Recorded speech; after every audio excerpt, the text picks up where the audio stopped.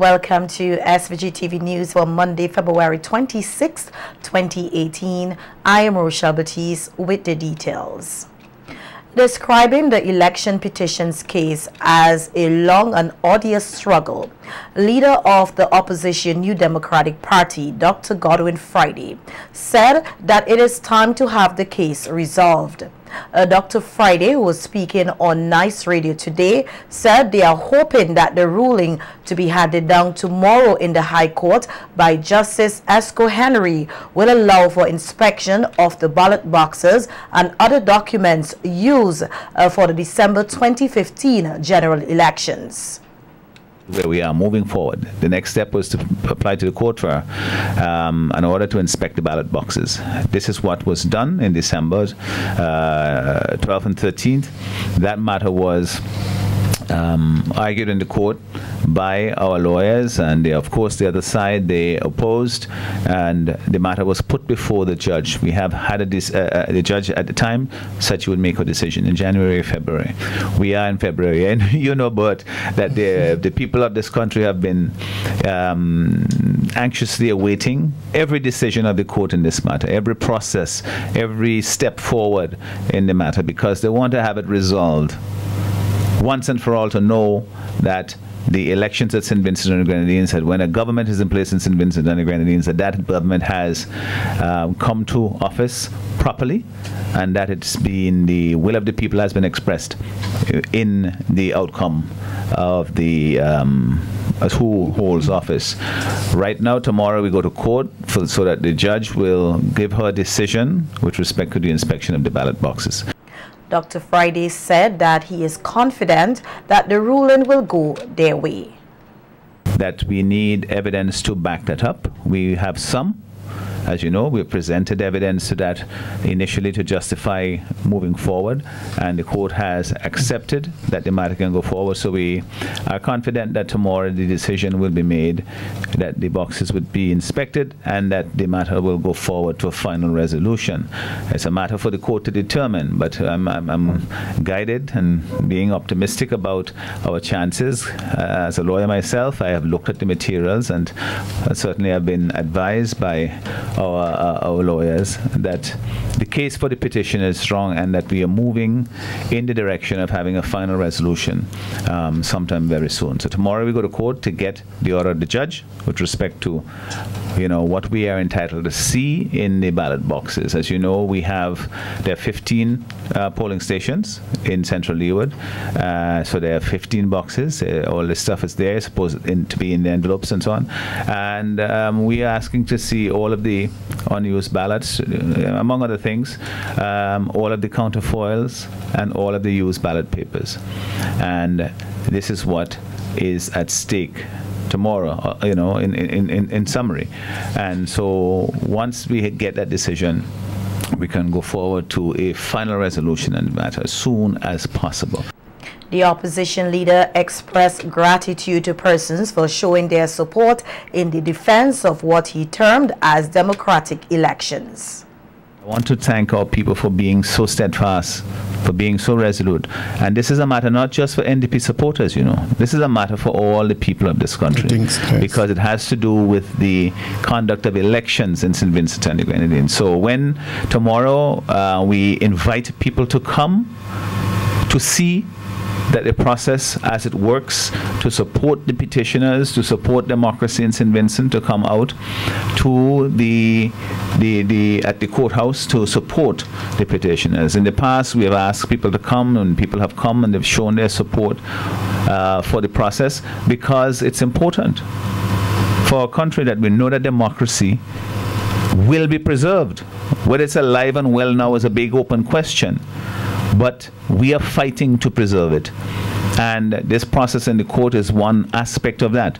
Very, very important aspect of it. So it's important that Vincentians understand what's at stake, irrespective of which political party you support. This country's Prime Minister, Dr. Ralph Gonsalves, said he was neither taken aback nor embarrassed by a protest last Thursday against his presence at the Caville campus of the University of the West Indies in Barbados.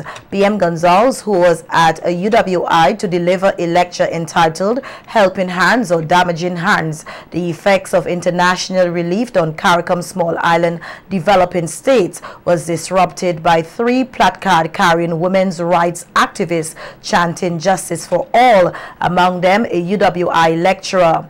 The protest was triggered by the Prime Minister's handling of a case involving former model Yugi Farrell, who was sent to the mental health facility for psychiatric evaluation after she brought to court on a charge of using obscene language on Karen Duncan Gonsalves, the wife of Finance Minister Camelo Gonsalves. According to the news agency Barbados Today, after completing the lecture, PM Gonsalves said it did not escape him that fewer than a handful of people had participated in the protest, noting that they could not get any students to follow them. According to Barbados Today, lecturer in political science at the Caville campus, Dr. Christina Hines, public relations officer of the National Organization for Women, Marsha Hines, and Lucy Hammonds, a member of the Life in Leggings movement, hijacked proceedings at the Henry Fraser Lecture Theatre for close to 15 minutes, and despite the best efforts of campus security, the women refused to cease their incessant chants, and it took a member of the Royal Barbados Police Force to remove them from the hall. Hines told Barbados Today she was offended that the university had invited PM Gonsalves to speak to students despite the shadow hanging over his son, as well as the Prime Minister's own alleged indiscretions. In other news, standing as one of 2 independent trade unions here in SVG, President of the Public Service Union, Errol Boucher, has said the union's weekly radio program, the PSU Speak, was pulled from regular programming from the state-owned National Broadcasting Corporation due to a claim that his organization is anti-government. Speaking on Boom FM earlier this evening, Boucher said the union was informed via email that the management of the government-owned National Broadcasting Corporation was instructed to pull the PSU Speaks program from its programming. The PSU president said that he had before heard comments of possible plans to remove the program, but had not paid no mind to such claims. Such comments, you know, but it not really bothered us because what kind of comments are you talking about? You know, like you would hear that the program song like it's anti-government and that sort of stuff there. The manager writes a letter, writes an email, and he says that he has been instructed to. Someone has to instruct him. The only but are you certain that the instructions came from him or maybe from somebody else? Of that you would not know. That's why I say it is my view. So you either get that from the board or you get that from the politicians. Boucher said that the last PSU Speaks program was aired last Thursday, February 22nd, where the panelists spoke on the fiscal measures which were announced by Finance Minister Camelo Gonsalves during the 2018 budget presentation. Those tax cuts favored the high-income earners as opposed to favoring the low-income earners. We were making the point that over 400 low-income public officers, and that's just within the public service, not outside of it, were not benefiting at all. Coin it as saying it is to stimulate the economy, because if you want to stimulate the economy, you'll put the money into the hands of the people who need it, not who's going to bank it. Look at politics, because regardless of who the party is, once things are done that are not in the best interest of workers, you have to make a stand. You must. That's your mandate. If you treat workers well, you would not find us. If you treat workers shabbily, then the unions clearly have to be advocating against that very treatment. The PSU president further noted that if the pulling of the program was an attempt to silence the PSU, that will not happen. We will make that decision to write the board, because the board is ultimately the ones responsible for 705. It's being managed by someone, but the board is ultimately responsible. I do not think we will do that. But I am of the view that you're not going to get any response. You see, that is pure politics. The way I read it, it is pure ULP politics. That is what it is. And some people may be afraid to answer it, but that's my view. In more union news, members of the St. Vincent and the Grenadines Teachers Union will be voting tomorrow, Tuesday, February 27th and Wednesday, February 28th to elect a new executive to manage the union's affairs for 2018 to 2020. According to the union, the elections, which are expected to be keenly contested, will see Wendy Bino and Vibert Lampkin vying for the position of president, while outgoing president Oswald Robinson and outgoing Assistant General Secretary Sherry Edwards will be competing for the General Secretary's position. In other news, a number of local business operators and producers will this year have the opportunity to gain capacity building training along with brand exposure avenues as part of Invest SVG's trust in enhancing SVG's export development. At a media launch last Friday, the Invest Promotions entity unveiled 3 new initiatives which will be spearheaded by the organization in collaboration with other local and regional export development agencies. Nikita Tony tells us more in this report. Standing as the prime investment promotions entity here in SVG, Invest SVG last Friday, February 23rd, launched 3 initiatives aimed at building the capacity of a number of small businesses and producers here in SVG, namely the High Export Potential High Export Program, the Everything Vinci website, and the Buy Local campaign. Speaking at the brief ceremony, Chairman of the Invest SVG board, Anthony Regisford, applauded the work being done through Invest SVG, which he noted will benefit the overall economy of the country. If we get excellence from 1, 2, or 3 exporters who can reach into regional and international markets and put our products on the map, whatever products that they represent, put the name of St. Vincent on the map, it sets the trend, it sets the pace, it makes people believe that these things are possible. And needless to say, you can get an industry spinning off from just one person with a unique product. Given an insight into the High Export Potential High Export Program, which is done in collaboration with the Caribbean Export Development Agency, or CEDA, Executive Director of Invest SVG, Annette Mark, noted that the program will aid in exposing the local business community to the global market. SVG plans to work with our participants, our exporters, our young entrepreneurs. We plan to hold your hand.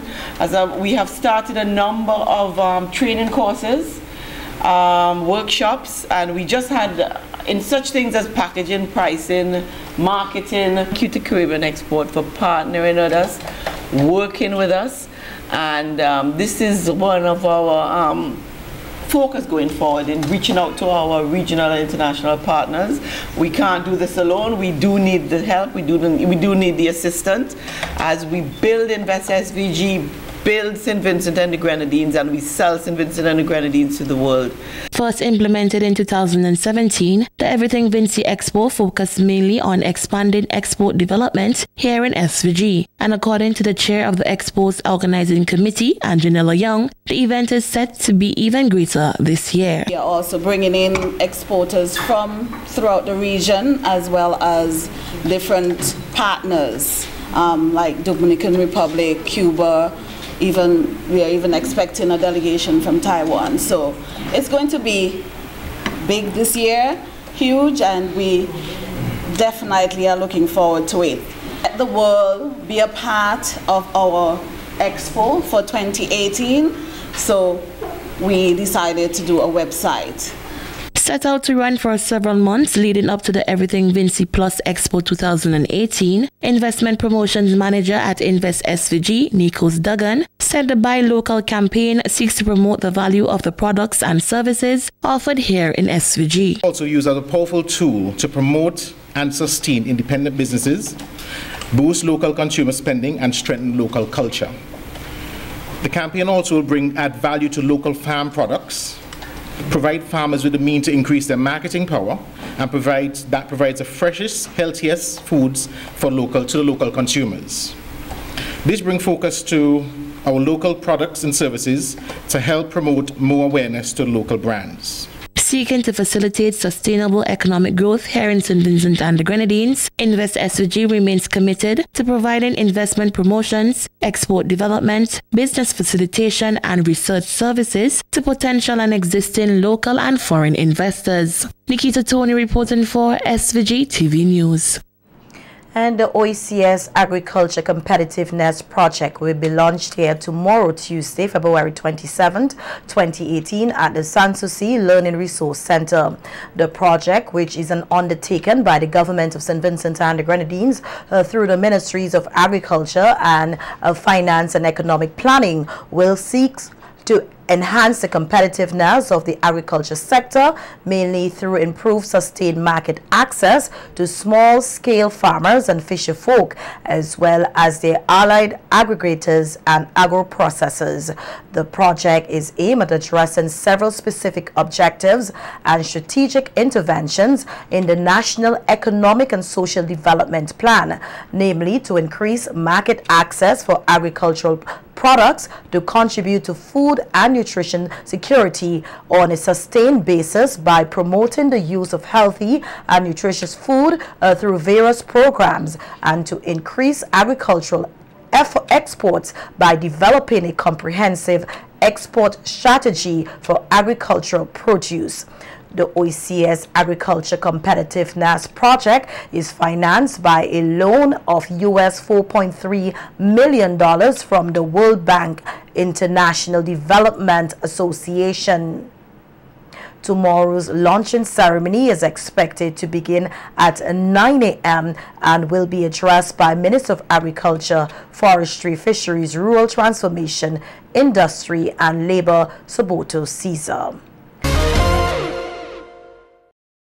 Several passengers, including a number of school children, received injuries about their bodies and were taken to the Milton Cato Memorial Hospital earlier today for medical attention after a school bus they were traveling with veered off the road in the Rillen Hill area on the leeward side of the island. According to the police, the school bus HP 820, owned by Norville Abrahams of Rillen Hill, driven by Andy Abraham, was carrying approximately 20-plus passengers, mainly school children, when the accident occurred. The police say the injuries were not life-threatening and that some of the persons were treated and discharged from the Milton Cato Memorial Hospital. In recent times, there have been several accidents here involving school buses. And the police are also investigating the circumstances surrounding the shooting death of 38-year-old Leslie Ashton, formerly of South Rivers, who up until his death was living in the Diamond Estate area. According to the police, Ashton was on his way home and stopped at the gap leading to the Diamond landfill when he was approached by two masked gunmen who opened fire, killing him on the spot.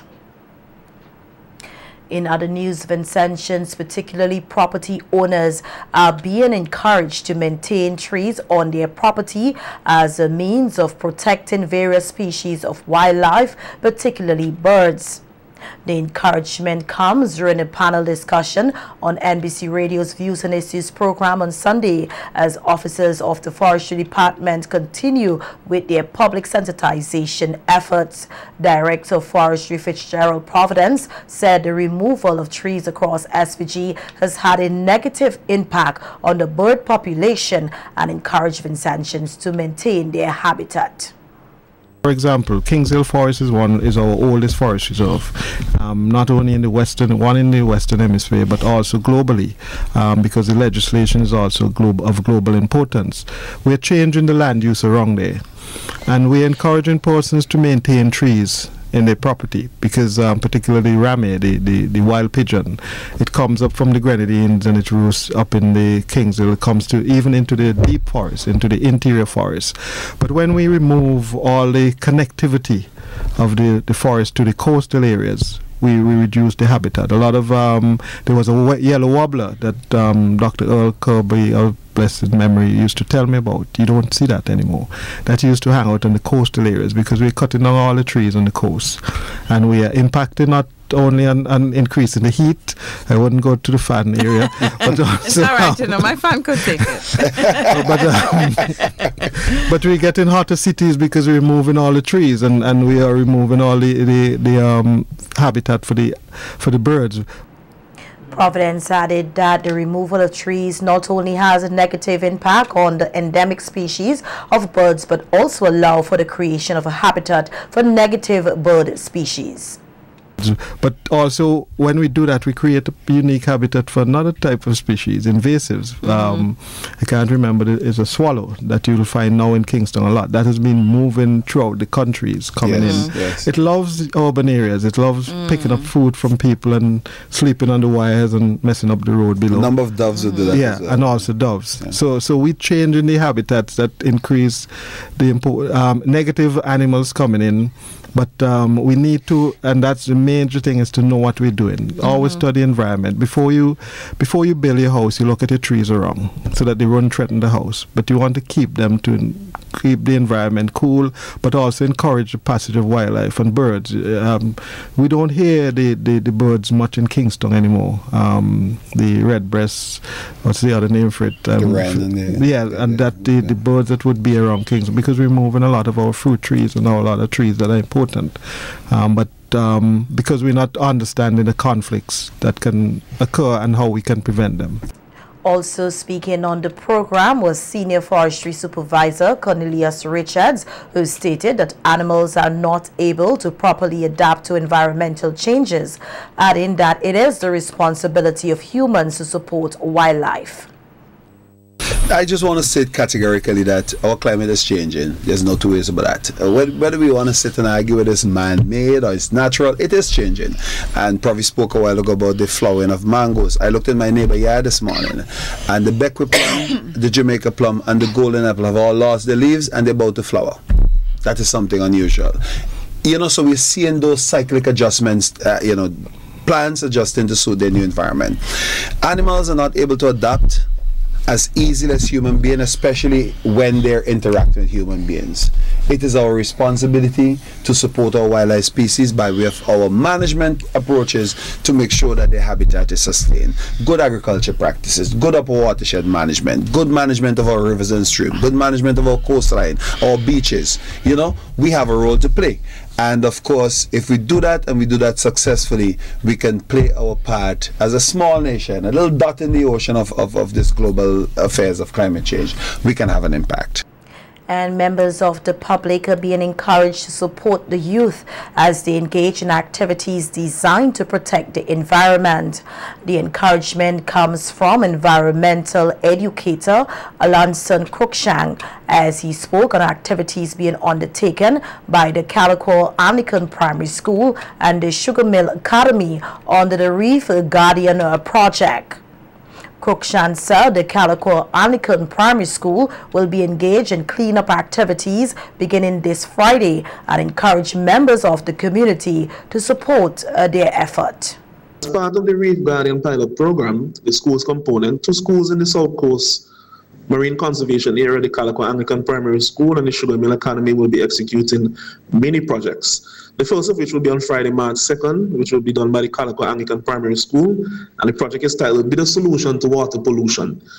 It will involve a cleanup of the river that runs along the school and empties out in the area, drains into the sea around the fisheries complex, and it begins with an opening ceremony at the school at 9 a.m., a community march at around 9:30 a.m., and then the cleanup will follow at around 10:15 a.m.